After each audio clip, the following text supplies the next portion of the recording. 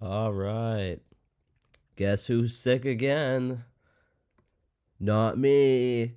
Yeah, it is me. I'm sick again.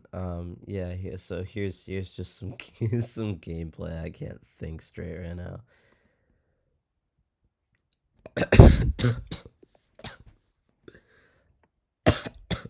Eh. All right, we got Close to the Hedgehog. Talk about Groundhog Day or something. Isn't that a? Oh, that we know that's a groundhog, not a hedgehog. What is the difference between a groundhog and a hedgehog right now? Okay, so anyway, this is the advanced French. And there are two moves here. There's Queen B6 and this. This is Bishop D7 is for the more advanced lads. Queen B6 is okay. Well, if they block the queen's vision of the pawn, Queen B6 is definitely the move. And this is the Milner-Berry Gambit, where they lose a pawn in the set. Okay. It's where they lose a pawn in the center, but our opponent seems to not want to even partake in any of that. This is probably going to turn into some kind of one of those Nimzo Gambit things. So we're just going to chill, and at some point we will take and then go maybe with some of that. I don't feel like that's right, because how are you going to develop your bishop? Speaking of, I'm probably going to go here. And the reason is, like, if he does take, I can blockade this pawn with my e-pawn. And another reason why I did that is because there's not a lot of pressure on this pawn, which it is isolated, but there's not much point to an isolated pawn if you can't really attack it. And I could try to push it forward if he doesn't take with the pawn. And yes, I am sick. My throat feels weird. Very weird. Also, did y'all see that brightness change? Like, could y'all see that? I mean, I know I did it, but like, I'm just wondering if you guys can see that too. Because if you can, I'll stop doing it. Because I don't want to give anybody an epilepsy thing, and I don't want to have to put epilepsy warnings in my videos. That would be tragic. So, anyways, we have the bishop pair, which is that's nice. Now, if we could get this knight off for this bishop, that would also be kind of nice. Maybe not as well, because I mean, he does have 6 pawns on dark squares, so maybe not. But you could easily get this bishop out to an annoying thing. I just don't want to trade this and this. Trading the dark square bishops here is terrible. And probably gonna go there as well. This is a very weird Milner Berry Gambit. It's a very weird one because they held off on the other move. Okay, now my bishop sucks. So this bishop, first of all, it sucks. It's just staring into all of the dark squared, all of the light squared pawns. And second of all, this is just free. Like, pretty sure that was just blundered. Now, there is this, but there is that. I could trade, though, and try to get out a different way, because that would deflect the rook off of the vision of my bishop, which I assume is what his idea was, to go here, attack my queen. Maybe I move it here or something. No, that was not his idea. His idea was to do that. Fire. Okay. Anyways, so there is not, it's not a mate threat. This is the threat on the bishop, though.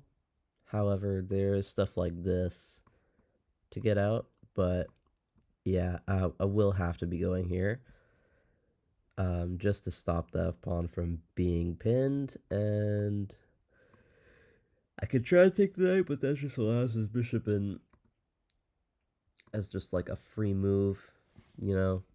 And if you go here, your queen's trapped. So that's subpar. You don't want your queen to be trapped. That would be very unfortunate if he did that. I don't know if it's a he or she, but, you know, I'm pretty sure.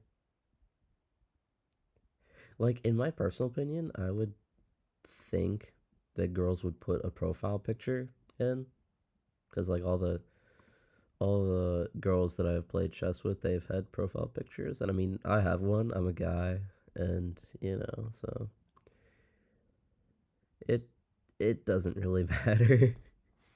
This is a second free pawn, by the way, and it's actually a pretty I don't want it to come forward, so honestly, I'm going to take it.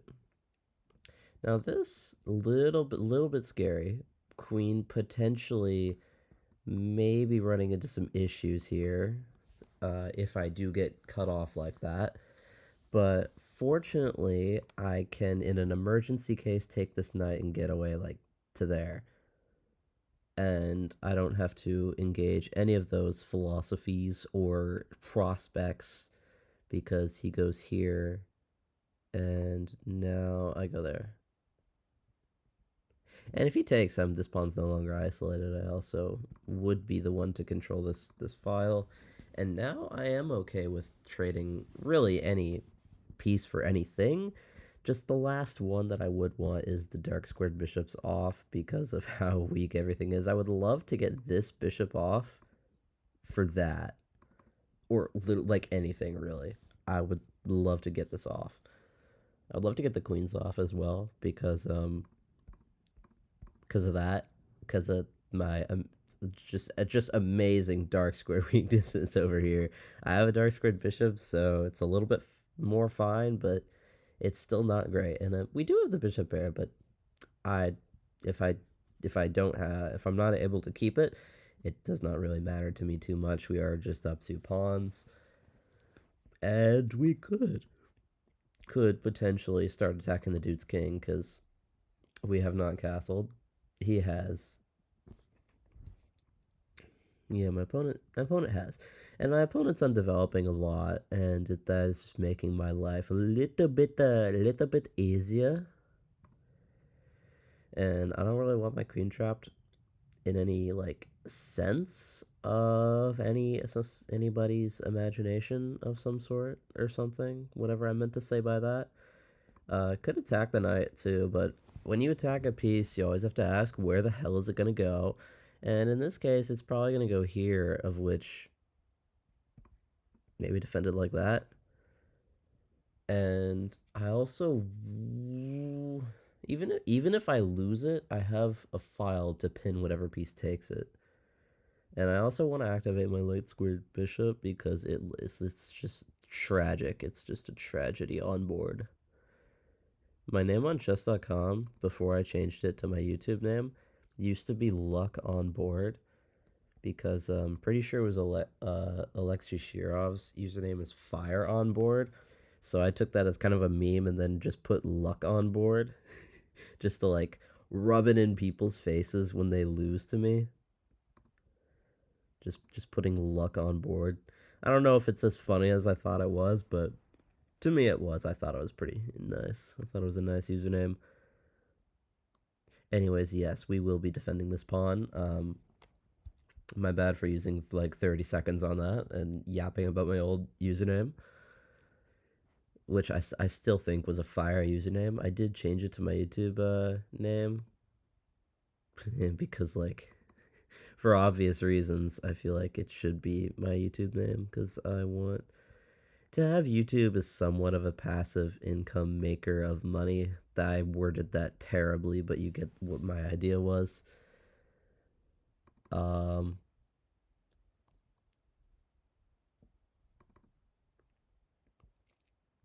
um, I want a castle here, but it is a little bit suspicious and dangerous.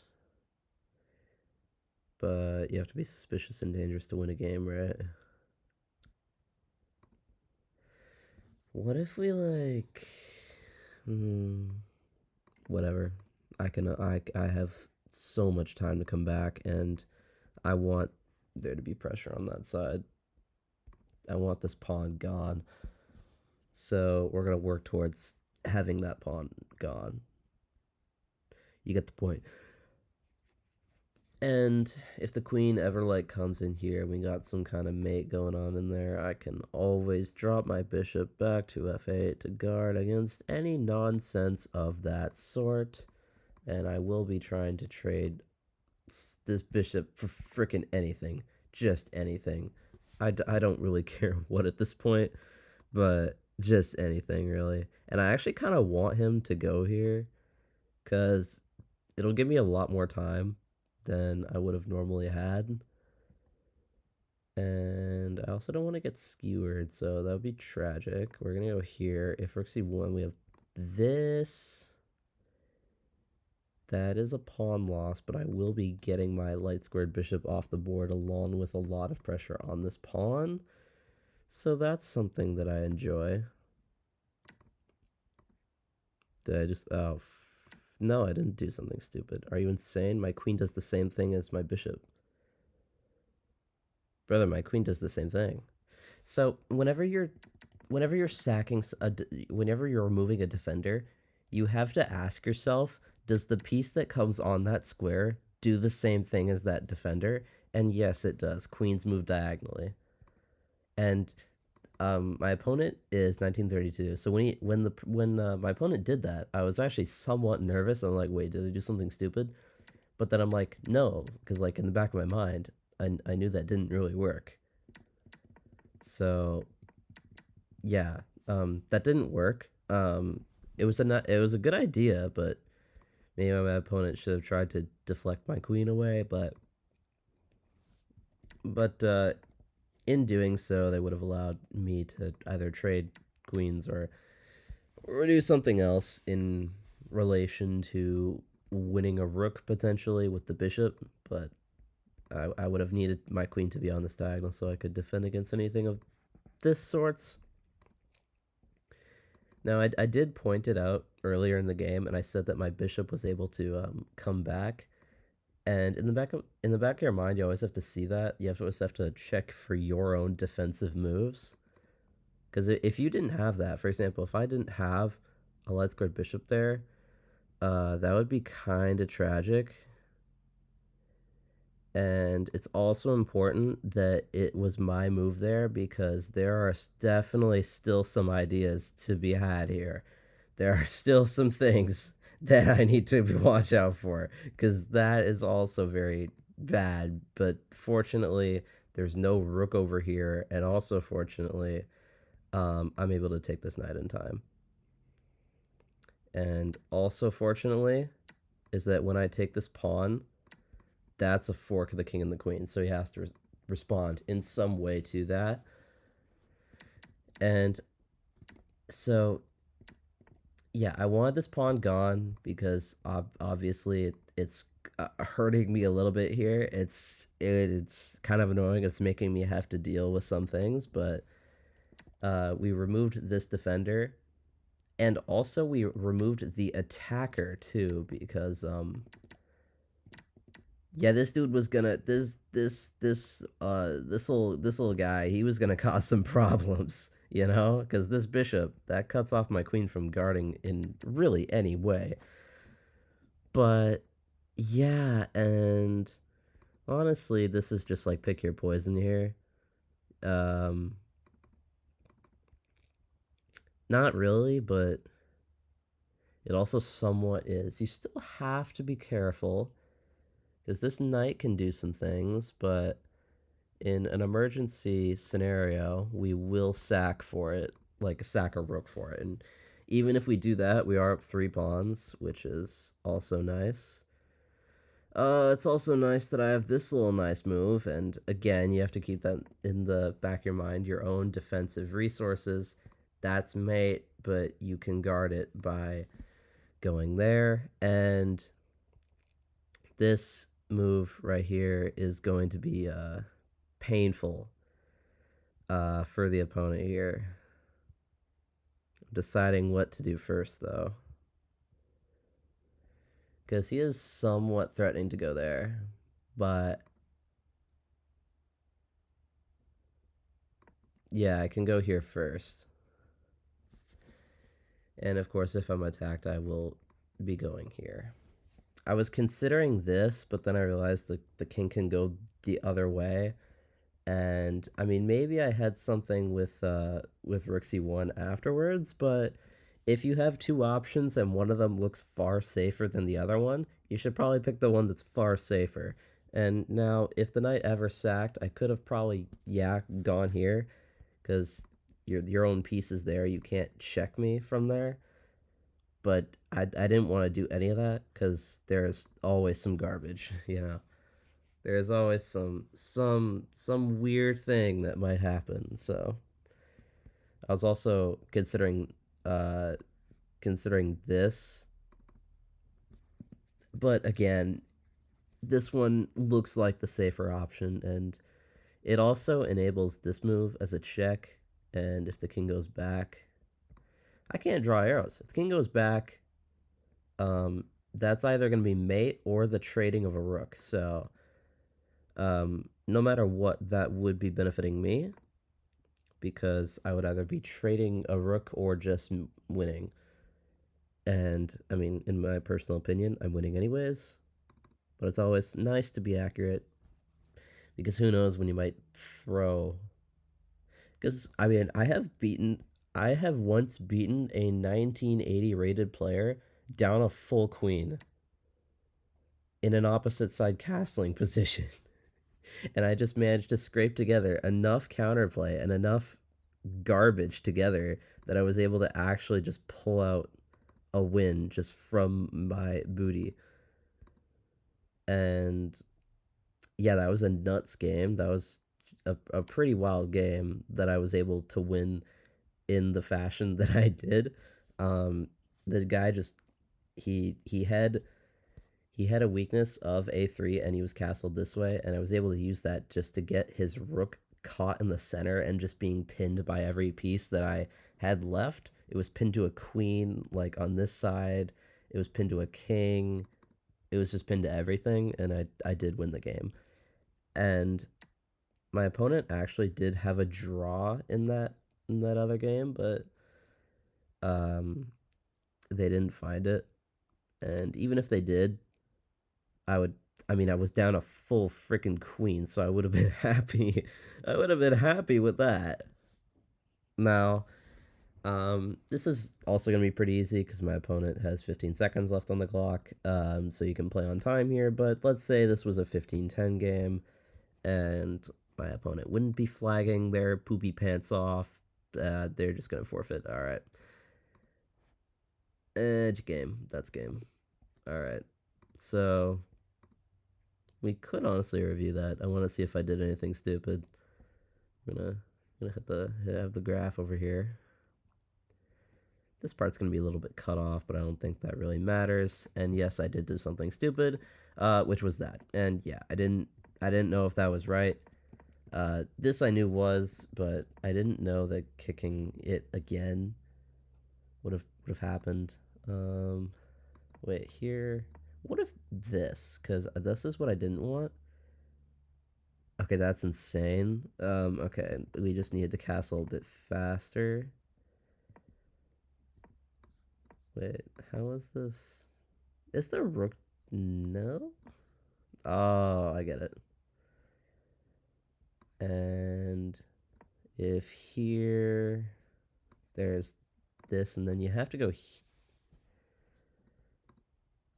or that, yeah. That is interesting though. So yeah, I didn't really, but yeah, he missed it, and I mean, this is just a very hard advantage to like see as black and white. Really, I mean, it is a natural-ish move, but following it up in that fashion is also something. But oh, I see. Yeah. And what after that? Oh wow, that's crazy. Yeah, I would have tried to do that, but I think the best move is to move the king. Yeah, it is. Um, that's nuts. That's actually what I would have tried. I would have literally tried to do that and try to trick the person like that. But anyways, we have a miss of that, and I obviously have to defend with the queen, and I have to remove the defender and the attacker, really. But that was an inaccuracy. I should have kicked the bishop out, but I wanted to go for more material wins and a more clear fortress. But yeah, even I am making a mistake there. I did not see the follow up with the rook c1 thing.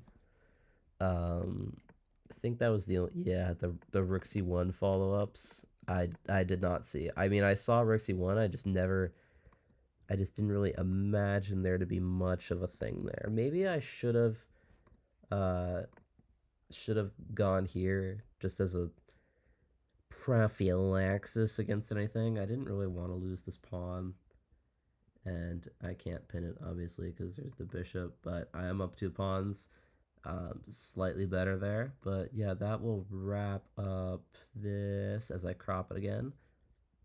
I assume this guy left. No, they didn't. Bro still online. Chad, let's go. And that is it. My throat is dying. I can't talk anymore. See ya.